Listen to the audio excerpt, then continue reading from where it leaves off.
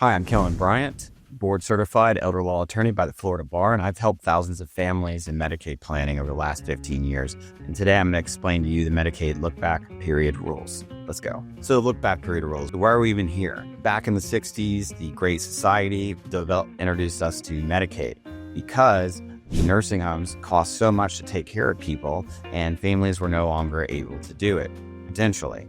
So in order to get the care that people deserve, the government said they would pay nursing homes if the person had no money. Then in response, people said, I'll just give away my money and have the government pay for my care. Government didn't like that. So we have now the look-back period and penalty periods. So let's define those words. Look-back period is the 5-year period that the government is looking for transfers. Next, there's a snapshot date.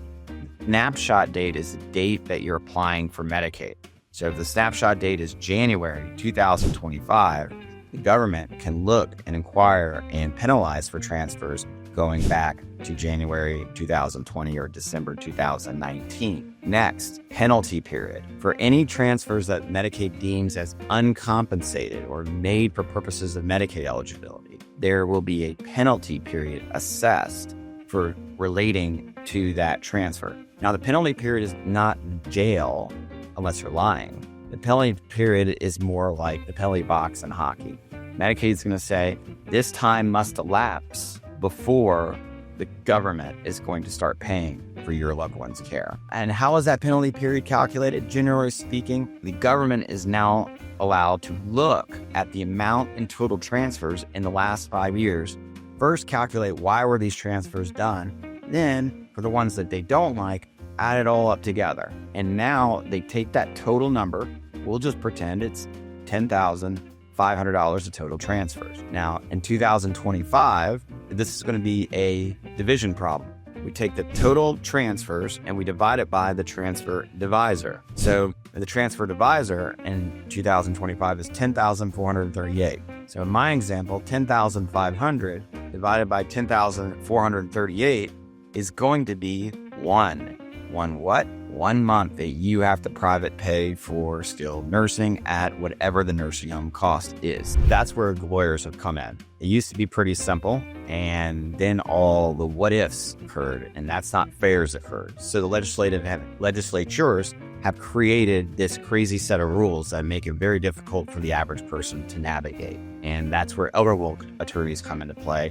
For years, we did not exist. And so the next part that attorneys work directly with, most common, is the idea of whether any kind of transfers are compensated or uncompensated. Now, transfers is a general term. Is it a gift? Is it a loan? Is it a payment? Is it a purchase of goods? Those are all transfers out of the Medicaid applicant's account. And so the government caseworkers at the Department of Children and Families have the ability to look at your bank statements and see if there are transfers that they believe are uncompensated. And they can ask you for information to prove whether or not they're compensated or uncompensated. What does that mean? Transfers that benefited the applicant. So the best way to explain that is my monies can be used for me. And if I'm using my money for me, that is not a transfer. If mom's money is used on mom, then that's not a transfer. So all the legal work around this is to define when money moves out, whether or not it's a compensated transfer that has benefited the Medicaid applicant. All right, now that you understand all the basics of the rules, now here comes the tricky part that it is important for you to understand and execute on. The government can ask you about any transfers, and if you do not respond with the information they request, they can deny your case based on failing to provide information. You could have met all the rules. You could have been totally honest on everything. But if you do not provide the documentation proving it, the case can be denied. So make sure for money going in and out of accounts that it is clearly marked and clearly documented so that money can be essentially accounted for to show that you are legally